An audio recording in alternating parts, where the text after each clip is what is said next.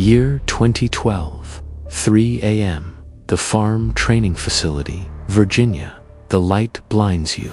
You are sitting on a hard chair, your hands cuffed in cold metal, and the room is flooded with the pulsating flicker of a single lamp. Your name is no. You don't remember your name anymore. You are a trainee of the Central Intelligence Agency at the top secret Camp Peary. Your past, your friends, your ideals, all of it is being methodically erased right now. The instructor, officer, whose face is hidden in the shadows, monotonously reads out your family's data, demanding that you confirm false information, to admit that you betrayed your homeland for money. You know this is a simulation, but the stress test is built so that your pulse goes off the charts and your psyche cracks at the seams. This is your first rank in the world of covert operations, trainee. The instructor throws a gun on the table. Empty, of course, but your instincts scream otherwise. He coldly orders you, admit your guilt, or we move on to physical pressure. The air in the room becomes thick. You are terrified. The system is testing your loyalty and your ability to withstand cognitive dissonance. Right now, it is being decided whether you will stay in the program or be written off as unusable material. Here is your choice. Option A. Hold on to your truth, refusing to admit the lie despite the pressure. Option B. Accept the rules of the game, break, and sign the confession to prove your adaptability. Suddenly, the instructor's screams die down. The cold interrogation room literally dissolves into darkness, replaced by the thick twilight of an old office. A man in a beige coat sits in a leather chair. His face is lined with wrinkles, his beard neatly trimmed. He strikes an old lighter. This is Detective Jimmy, and right next to him, sitting on a thick case file, is a snail, a real one, but wearing a tiny felt hat. "Welcome," Jimmy says, in a rich, calm bass. "What you just experienced is only the first step. Every choice has consequences. I am Jimmy, and my silent partner. Well, let's just say we are handling your case. We are not here to judge. Remember, only you have the right to choose your fate. Make your choice, and we will wait." Year 2015, 21:45 hours. Secret safe house, Eastern Europe. The smoke from a cup of strong coffee mixes with the dim light of a sconce. You are no longer a trainee. Having chosen the right strategy, you have received the status of an intelligence case officer. Your rank involves working with people. Your main weapon is the psychology of manipulation and the ability to find weak spots. Your target is a corrupt minister. He has massive gambling debts and far too many secrets. This is a classic recruitment. You must become his best friend, the person he trusts with his life. But in reality, you are a ruthless puppeteer. You have to play the role of a businessman by day and a cold agent by night. You are sitting in an expensive restaurant opposite your target. The target is ready to crack and turn himself in to the authorities. You need to force him to cooperate. You think through your method of pressure. Here is your choice. Option A. Use compromising material on his career, forcing him to work out of fear. Option B. Offer to pay off all his debts, creating the illusion of selfless help. Time seems to freeze.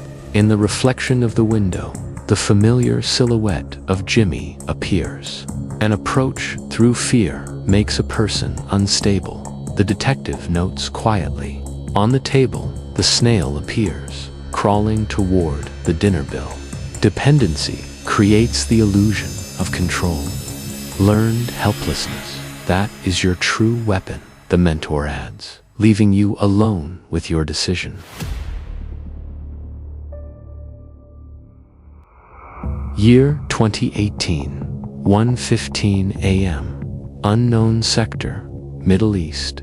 The sands of the Middle East grind against your teeth. The night brings only a thick darkness. Your status has changed. You have been transferred to the Special Operations Department.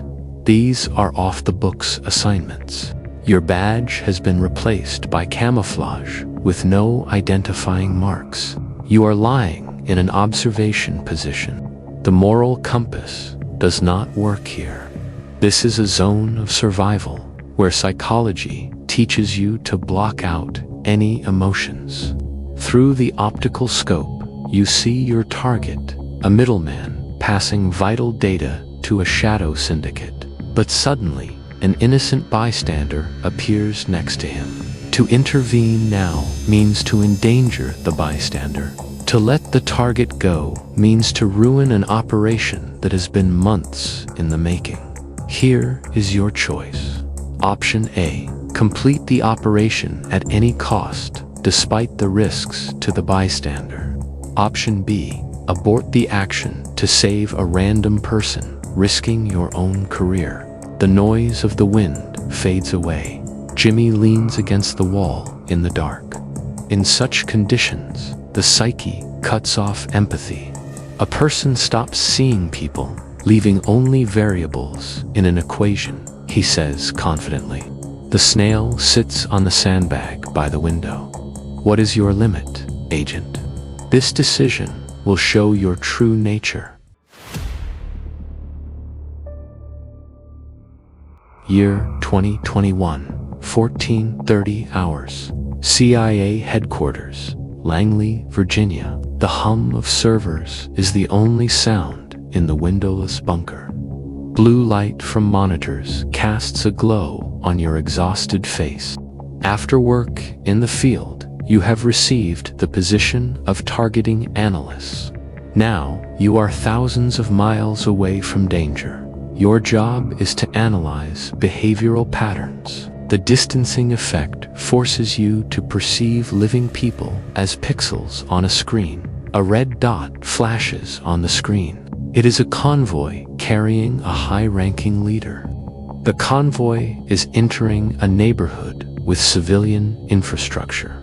The algorithm predicts a high probability of a successful intercept, but a 100% probability of collateral civilian damage.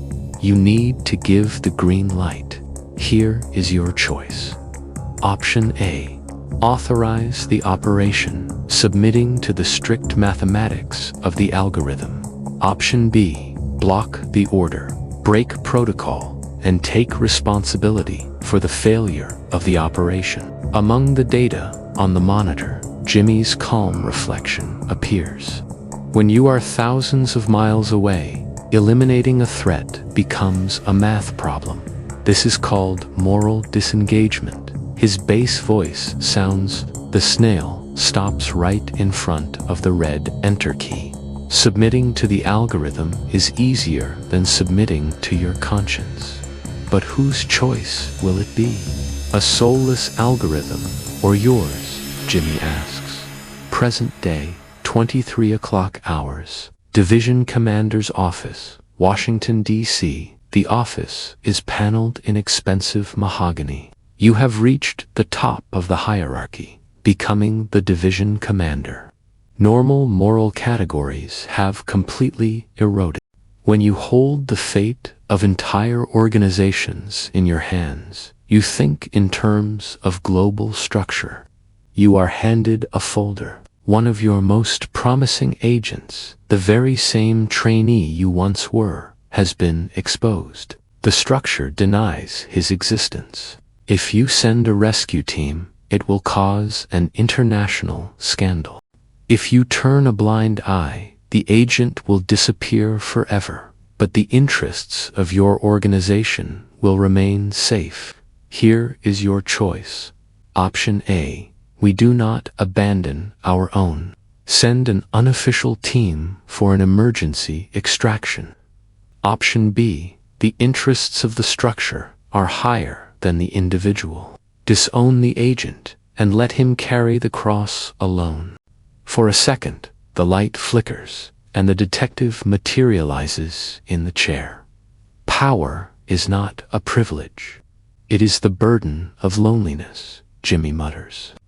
When you played with other people's fates from afar, it seemed justified.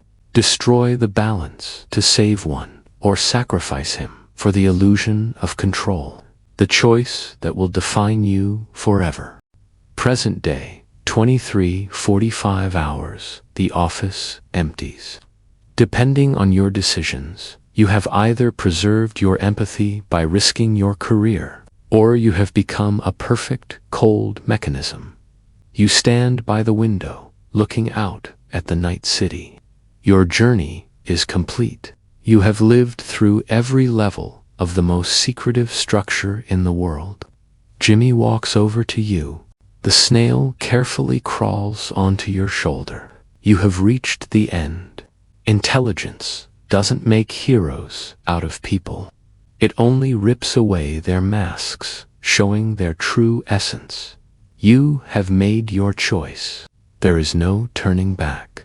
Jimmy presses a button on an old voice recorder. Case closed.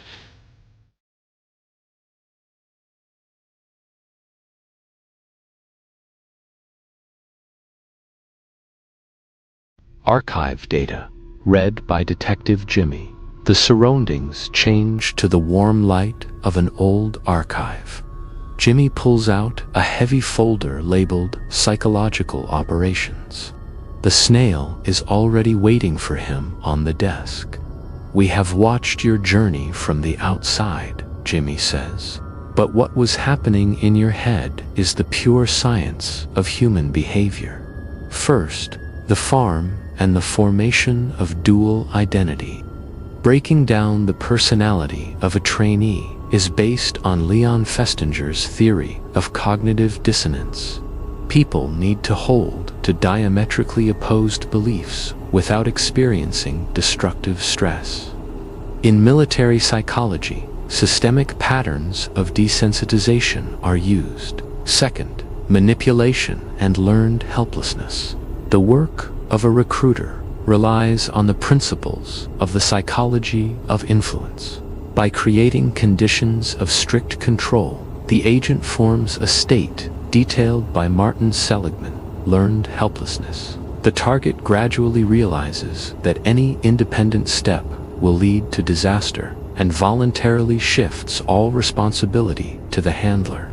Third, analysts and moral disengagement. By translating real consequences into statistical figures on a screen, the operator's psyche protects itself from guilt. This allows them to make harsh decisions by obeying orders, pushing humanity away through moral disengagement, much like in Stanley Milgram's experiments on obedience to authority.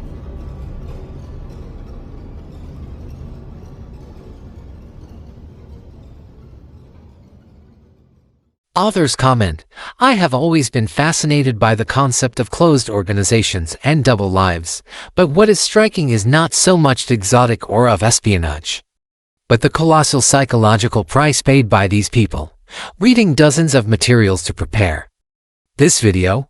I realized one important thing. These people make decisions under unbearable pressure. By breaking the psyche of others, operatives primarily break themselves, and that is exactly why the interactive format with choices is ideal here, in everyday life. We rarely face the trolley problem, but for these guys, it is standard practice. By introducing Jimmy and the snail, I wanted to give you the opportunity to look at your actions from the outside, to see how easily algorithms and rules force us to cross our own boundaries. Good luck to everyone, and see you soon.